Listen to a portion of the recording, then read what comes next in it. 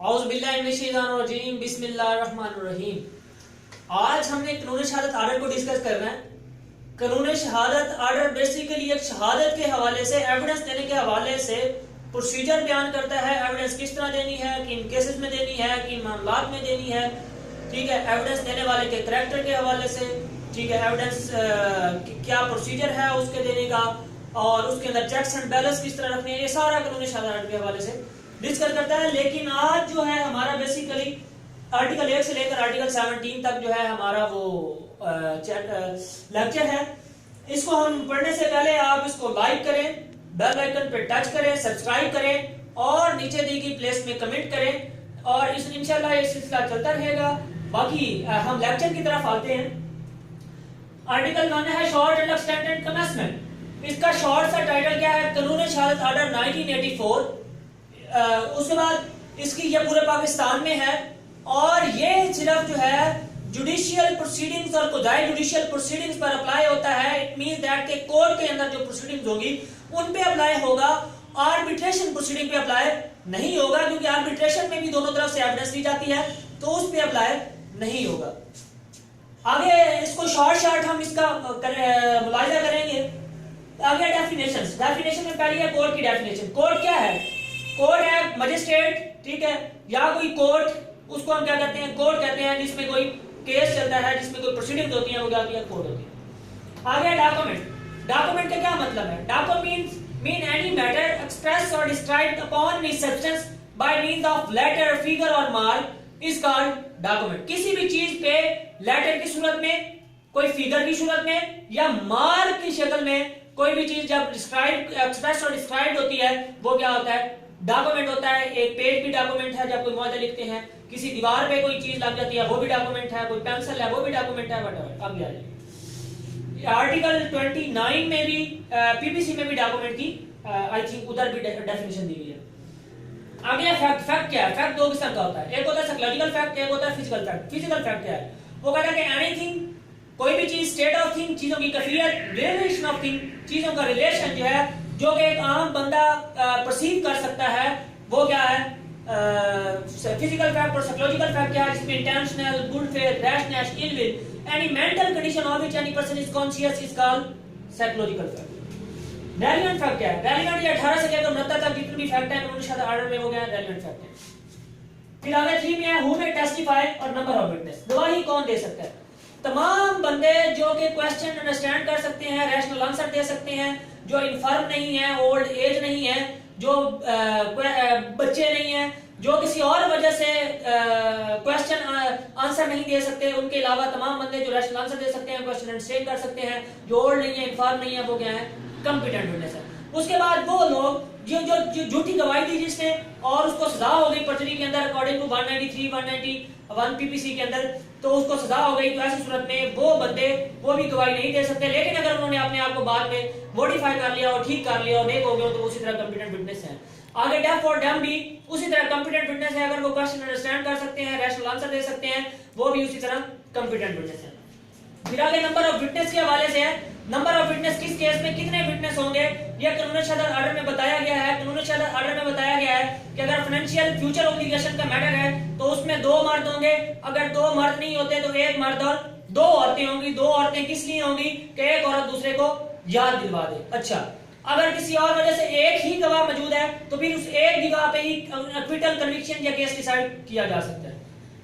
अगर ये तो कानूनी शहादत आर्डर में है। इसके अलावा कोई स्पेशल लॉ में स्पेशली तौर पे बता दिया जाता है कि इस केस में इतने गवाह, इतने विटनेस, तो उस सूरत में क्या होगा, उस सूरत में उस केस के उस एक्ट के हवाले से देखा जाएगा। फॉर एग्जांपल ये हदूद केसेस हैं, तो हदूद केसेस के अंदर बता दिया गया, जिस तरह थेफ्ट लायबल टू हद है, तो उसमें 2 विटनेस, ड्रिंकिंग लायबल टू हद है तो 2 विटनेस, ज़िना लायबल टू हद है 4 विटनेस। तो स्पेसिफाई कर दिया कि इस केस में प्रूव करने के लिए इतने विटनेस होने हैं, तो उसको उस हवाले से देखा जाएगा। अच्छा, ये था हमारा नंबर ऑफ विटनेस के हवाले से हमने शॉर्ट सा मुलाहिजा किया। आगे है प्रिविलेज कम्युनिकेशंस। कम्युनिकेशन का हक, ये 4 से 14 तक डील करता है।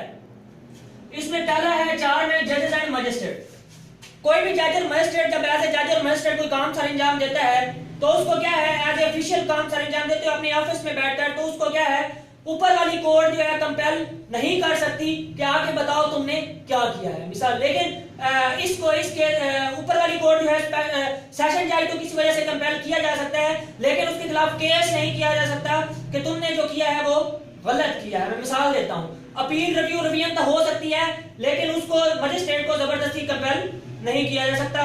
मिसाल के तौर पे एक बंदा है, मजिस्ट्रेट के पास केस दिया, उस केस के अंदर एक बंदे ने झूठी गवाही दी और मजिस्ट्रेट ने उसको सजा दे दी और उसके खिलाफ जो है ऊपर सेशन में केस कर दिया मजिस्ट्रेट के खिलाफ कि जनाब देखें ये कि उस मजिस्ट्रेट के सामने झूठी गवाही दी और उस सूरत में सजा हुई है, तो इस सूरत में सेशन के सामने मजिस्ट्रेट को कंपेल नहीं किया जा सकता कि वो क्या करे,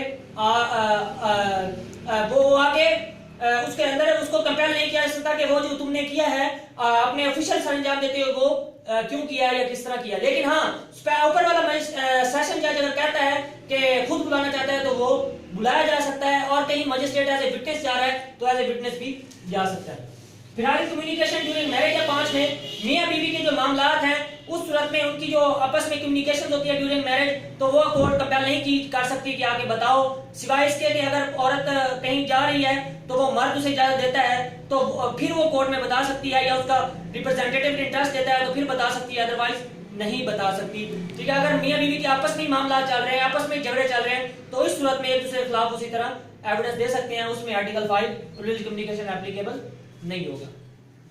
उसके बाद है जनाब 6 में evidence as to affairs of the state. ठीक है, मुल्क के जो मामलात हैं, स्टेट के जो मामलात हैं, उस सूरत में किसी भी बंदे को, किसी पब्लिक ऑफिसर को कंपेल नहीं किया जा सकता कि आगे कोर्ट में बताओ, सिवाय इसके कि उसका हेड ऑफ डिपार्टमेंट उसे इजाजत दे तो फिर वो आ सकता है, अदरवाइज जो स्टेट के मामलात हैं उस सूरत में पब्लिक ऑफिसर को कंपेल नहीं किया जा सकता। फिर आगे उसके बाद 7 में बात करता है ऑफिशियल कम्युनिकेशंस। कोई भी पब्लिक ऑफिसर्स के दरमियान कोई ऑफिशियल कम्युनिकेशंस होती हैं, उनकी आपस में जो भी बातचीत होती है जो कि कॉन्फिडेंशियल होती है, ऑफिशियल होती है, ऑफिशियल लेवल पे, तो उस सूरत में उनको कंपेल नहीं किया जा सकता कि आगे क्या है कोर्ट के अंदर बताओ, प्रिविलेज कम्युनिकेशन हासिल है उन्हें। फिर आगे 8 में बात करता है information as to commission of the offence. एक बंदा जो है वो किसी भी कमीशन ऑफ द ऑफेंस के हवाले से पुलिस को बताता है, मजिस्ट्रेट को जाके बताता है, कोई बंदा इंफॉर्मेशन देता है कमीशन ऑफेंस के हवाले से, या कोई रेवेन्यू मैटर के ऑफेंस के हवाले से कोई बंदा रेवेन्यू ऑफिसर को जाके कोई कमीशन ऑफ ऑफेंस के हवाले से इंफॉर्मेशन देता है, तो रेवेन्यू ऑफिसर को कंपेल नहीं किया जा सकता कि उस बंदे के जिसने आपको इंफॉर्मेशन दी मुखबर के बारे में बताओ किसने आपको दी, उसको कंपेल नहीं किया जा सकता। ये मुखबर के हवाले से आर्टिकल 8 डील करता है कि मुखबर के बारे में मजिस्ट्रेट को, पुलिस ऑफिसर को या रेवेन्यू ऑफिसर को कंपेल नहीं किया जा सकता। फिर आगे बात करता है 9 में प्रोफेशनल कम्युनिकेशन। प्रोफेशनल कम्युनिकेशन क्या है?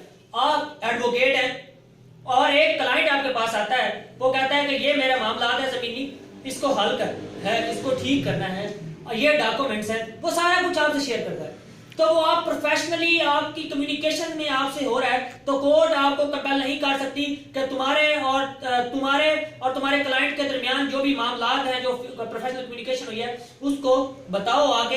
हाँ, अगर वो कहता है कि ये जनाब फलां बंदा सऊदी अरब चला गया है, उसके ये डॉक्यूमेंट्स हैं और हम मिलके क्या करते हैं, उसकी जमीन पे कब्जा कर लेते हैं, मुझे इधर से इसकी डिग्री लेके दो, आधी आपकी आधी मेरी, तो ये फ्रॉड है। ठीक है, तो ऐसी सूरत में क्या है, उसको ऑफिशियल कम्युनिकेशन हासिल नहीं है, वो इस सूरत में उसको वो प्रिविलेज हासिल नहीं होगी, वो उसी तरह बताने का जो है जिम्मेदार है। ठीक है, वो लाजमी बताए। अच्छा, फिर आगे 10 में बात करता है आर्टिकल 10 में आर्टिकल 9 अप्लाई टू इंटरप्रेटर्स।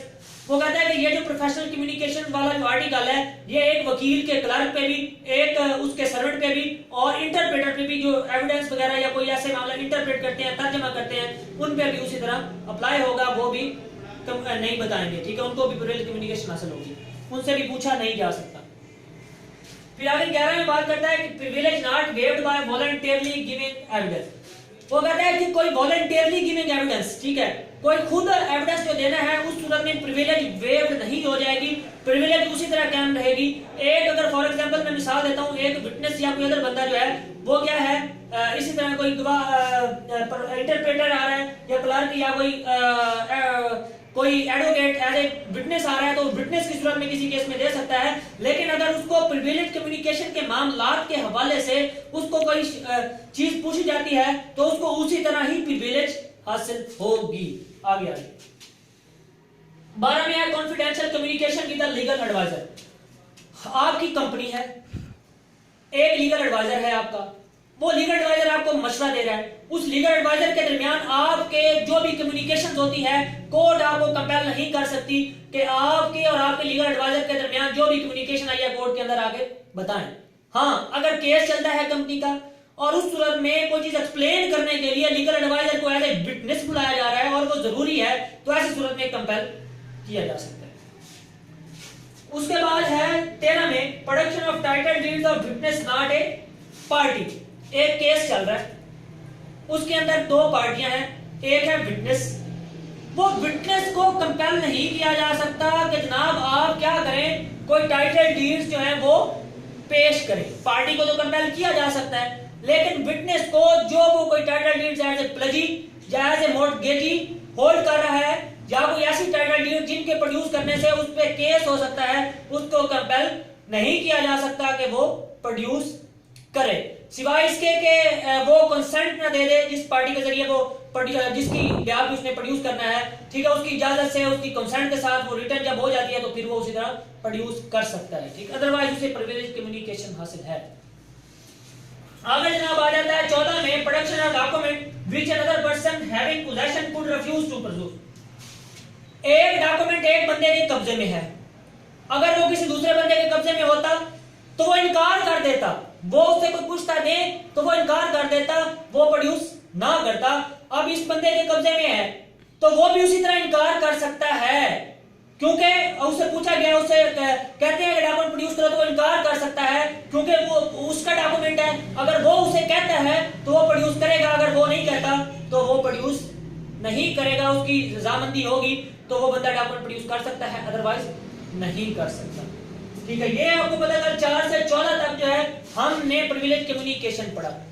फिर आगे है आर्टिकल 15, ये एक नया टॉपिक है, ये जुडिशरी के क्वेश्चन में भी आया है लास्ट टाइम। इधर आगे कोई भी विटनेस 15 में बात करता है, कोई भी विटनेस किसी भी केस में आ रहा है, फॉर एग्जांपल मर्डर हो गया, तो उस मर्डर केस में वो एज ए विटनेस आ रहा है और उस मर्डर होने के हवाले से, फैक्ट इन इशू या रेलेवेंट फैक्ट के हवाले से उससे क्वेश्चन पूछे जाते हैं, तो वो इस ग्राउंड पे उस क्वेश्चन देने से इनकार नहीं कर सकता। ये क्वेश्चन उसको क्रिमिनेट कर रहा है, ये क्वेश्चन उसको उस पे कोई मुकदमा चल सकता है, इस क्वेश्चन की वजह से उसको कोई डैमेजेस हो सकते हैं, इस बेस पे वो उस क्वेश्चन देने से जो कि रेलेवेंट फैक्ट या फैक्ट इन इशू के हवाले से पूछा जा रहा है वो इनकार बिल्कुल नहीं कर सकता।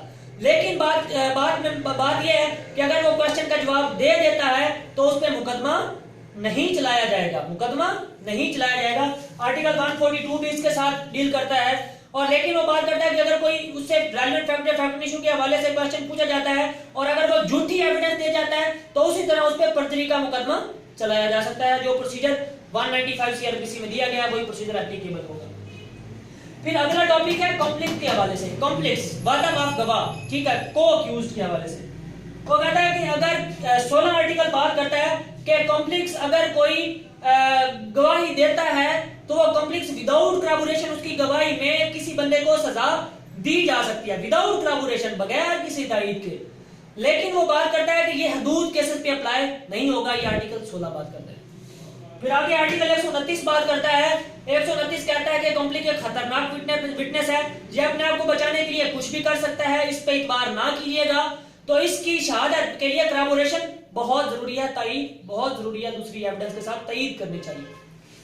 फिर आगे आर्टिकल 43 में बात करता है कि कन्फेशन ऑफ द को अक्यूज्ड। दो मुजरिम है, एक बंदा कन्फेशन कर लेता है उस ट्रायल में कि मैंने और उसने मिलके जो है कत्ल किया है, तो उसकी कन्फेशन उसके खिलाफ तो एज इट यूज होगी, लेकिन दूसरे बंदे के खिलाफ एज ए सर्कमस्टेंशियल यूज हो सकती है।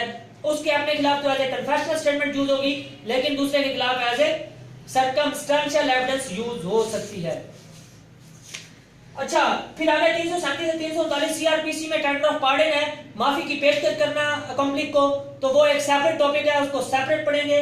क्यूएसओ के हवाले से हमने आर्टिकल 16 129 बी 43 पढ़ा, और ये chapter 14 of the part C High Court rule and order भी इसको कॉम्प्लिक के हवाले से ही डील करता है, ठीक है। ये था हमारा आज का क्यूएसओ का लेक्चर। इसमें शॉर्ट लक सेंटर पढ़ा, डेफिनेशन पढ़ी, नंबर ऑफ विटनेस और कौन गवाही दे सकता है उसके हवाले से पढ़ा। 4 से 14 तक हमने प्रिविलेज कम्युनिकेशन के हवाले से पढ़ा। 15 में पढ़ा कि एक विटनेस जो है इनकार नहीं कर सकता गवाही देने से रेलेवेंट फैक्ट या फैक्ट एंड इशू के हवाले से। और चौथा जो है हमने अकम्पलिस के हवाले में पढ़ा, अकम्पनी कैसा है। एक और बात रह गई, आर्टिकल 44 जो है, आर्टिकल 44 वो कहता है कि जिस तरह एक आम अक्यूज पे क्रॉस एग्जामिनेशन हो सकती है, उस तरह कंप्लेंट पे भी क्रॉस एग्जामिनेशन हो सकती है, ठीक है। और झूठी गवाही देता है तो वो उसी तरह उस पर सेपरेट केस चल सकता है। ये प्रोसीजर सीआरपीसी में दिया गया है, वो एक सेपरेट टॉपिक है, इंशाल्लाह हम सेपरेट पढ़ेंगे। इसको आप देखें, आप लाइक करें, वीडियो को शेयर करें, सब्सक्राइब करें, बेल आइकन पे टच करें, नीचे दी गई प्लेस में कमेंट करें, दुआओं में याद रखें। अल्लाह हाफिज।